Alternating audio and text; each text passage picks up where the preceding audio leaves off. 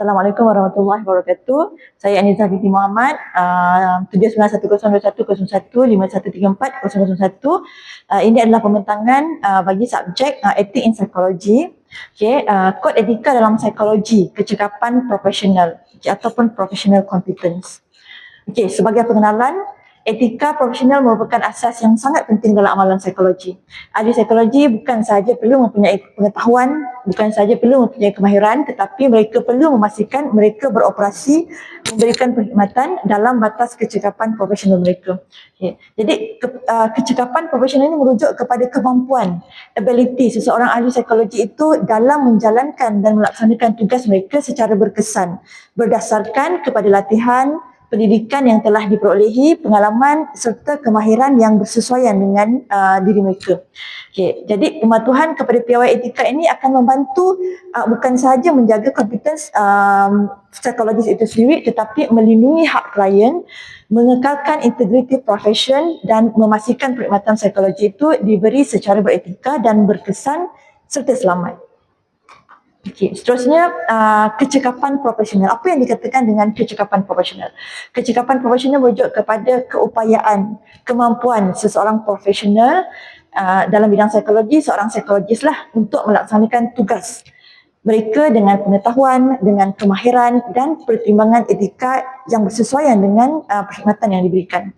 Jadi kecekapan ini melibatkan beberapa aspek yang sangat penting, iaitu pendidikan dan latihan yang mencukupi, di mana psikologis perlu berada di dalam bidang pendidikan, selari dengan bidang pendidikan yang diterima, dan mereka menerima latihan yang mencukupi. Penggunaan amalan berteraskan bukti evidence based practice, kesedaran terhadap batas keupayaan diri, kemampuan diri. Sebagai contoh, jika seorang kaunselor tidak mampu untuk menghandle satu-satu sesi bagi sesuatu kes, mereka akan merujuk kepada orang yang layak untuk menerima kes tersebut. Pembangunan profesional berterusan mengikuti latihan, mengikuti program-program untuk meningkatkan sama ada kemahiran ataupun pengetahuan. Keupayaan membuat keputusan secara beretika. Jadi kecekapan ini bukan sesuatu yang statik, tetapi ia berterusan. Dan perlu diperkembangkan secara berterusan sepanjang kerjaya profesional. Seterusnya, kepentingan kecekapan profesional dalam psikologi. Kecekapan profesional ini sangat penting kerana ahli psikologi itu berurusan dengan kesejahteraan mental individu, kesejahteraan psikologi individu. Jadi kecekapan profesional ini akan membantu, pertama, melindungi hak asasi, melindungi kebajikan klien, mengelakkan salah diagnos atau intervensi yang tidak sesuai, meningkatkan keberkesanan rawatan psikologi kepada klien atau pasien, mengekalkan kepercayaan masyarakat terhadap profesion psikologi, kerana di Malaysia profesion psikologi sebagai clinical psikologi, sebagai kaunselor masih agak baru, dan kebanyakan setengah masyarakat mempunyai satu stigma yang negatif apabila mereka dirujuk kepada kaunselor ataupun kepada pegawai psikologi.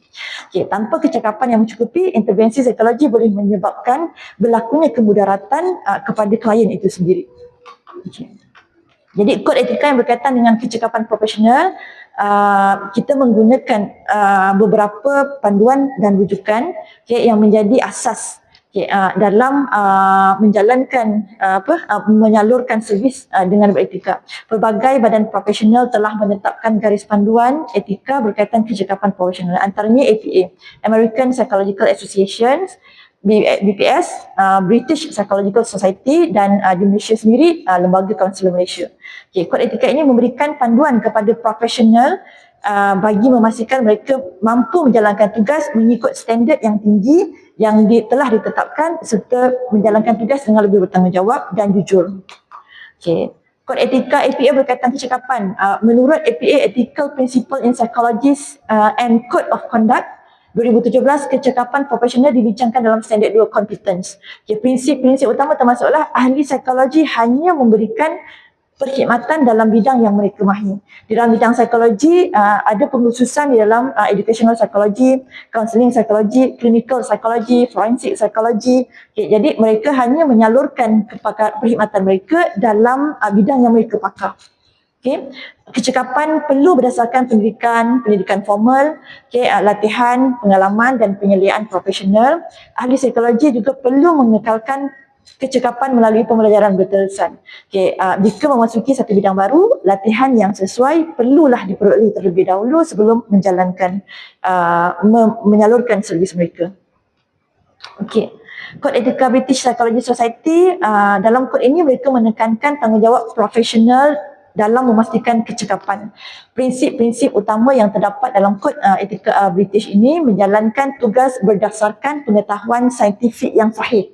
Okay. Mengekalkan tahap profesionalisme yang tinggi, mendapatkan penyediaan profesional apabila diperlukan, mengelakkan amalan yang boleh menyebabkan kemudaratan kepada klien. Jadi prinsip ini membantu dalam memastikan amalan psikologi itu dilakukan secara beretika dan bertanggungjawab.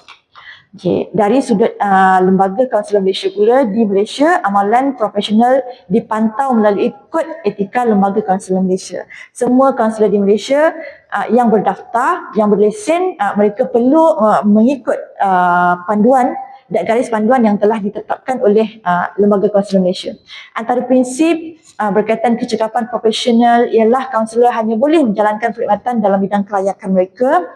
Kaunselor perlu meningkatkan kemahiran melalui latihan dan pembangunan profesional. Setiap kaunselor perlu renew lesen mereka setiap 2 tahun dan perlu mencukupkan jumlah mata CPD yang mana dia termasuk amalan dan praktis. Untuk memastikan bahawa sentiasa perkembangan ilmu itu sentiasa berlaku. Kaunselor perlu merujuk klien kepada pakar lain jika kes berada di luar kepakaran mereka. Contohnya, jika saya adalah seorang kaunselor kerjaya, jika ada klien yang merujuk kepada saya dengan membawakan kes kaunseling isu rumah tangga, jika saya merasakan saya tidak mampu untuk handle, saya perlu merujuk kepada orang lain yang lebih arif, dan orang yang lebih arif itu akan handle isu tersebut. Ini bertujuan memastikan keselamatan dan kebajikan klien sentiasa terpelihara. Alright. Ini adalah satu contoh kes. Contohnya seorang ahli psikologi menerima klien yang mengalami trauma yang sangat kompleks tetapi beliau tidak mempunyai latihan khusus dalam terapi trauma. Jadi tindakan seharusnya psikologis itu perlu melakukan tindakan beretika yang mana dia mengakui batas kecekapan diri, merujuk klien tersebut kepada pakar yang lebih sesuai, dan mendapatkan ataupun sekiranya psikologis ini berminat untuk mengembangkan kerjaya mereka dalam kes-kes seperti ini, maka psikologis itu perlu mendapatkan latihan atau penyediaan profesional lah. Jadi ini menunjukkan tanggungjawab profesional terhadap kebajikan klien. Jadi sebagai refleksi kepentingan piawaian etika, menghargai dan mempertahankan piawaian etika akan membantu meningkatkan kebolehpercayaan ahli psikologi. Kesan dia bukan sahaja terhadap profesional, terhadap profession psikologis itu sendiri, tetapi terhadap bagaimana kita mahu membina kepercayaan masyarakat dan society terhadap perkhidmatan psikologis itu sendiri. Jadi apabila ahli psikologi ini memenuhi standard etika, klien akan berasa lebih selamat, berasa lebih yakin, kerahsiaan mereka terjamin, perkhidmatan psikologi akan menjadi lebih berkesan, integriti profession boleh dikekalkan dan kepercayaan masyarakat terhadap bidang psikologi itu boleh ditingkatkan. Jadi oleh itu etika dan kecekapan profesional sangat dan saling berkait dalam memastikan amalan psikologi yang berkualiti, diterima masyarakat, dan beretika. Alright. So menghargai dan mempertahankan piawaian etika membantu meningkatkan Jadi sebagai kesimpulannya kecekapan profesional merupakan komponen yang penting dalam kod etika psikologi. Ia menjadi garis panduan lah kepada psikologis dalam menjalankan dan melaksanakan perkhidmatan mereka. Kod etika seperti yang digariskan oleh APA, BPS dan Lembaga Kaunselor Malaysia sendiri menekankan bahawa setiap ahli psikologi itu mesti menjalankan tugas mereka dengan batas keupayaan mereka, dengan kepakaran yang mereka ada. Jadi melalui pendidikan yang berterusan, seminar-seminar, bincang-bincang, latihan-latihan profesional dan pematuhan kepada piawaian etika, ahli psikologi itu dapat memberikan perkhidmatan yang lebih lebih berkualiti, lebih selamat, lebih berkesan dan lebih berintegriti. Okay. Jadi ini penting, ini sangat penting dalam melindungi kebajikan klien serta mengekalkan credibility profession sebagai seorang ahli psikologi. Okay. Okay. Itu sahaja pembatangan saya hari ini. Terima kasih. Assalamualaikum warahmatullahi wabarakatuh.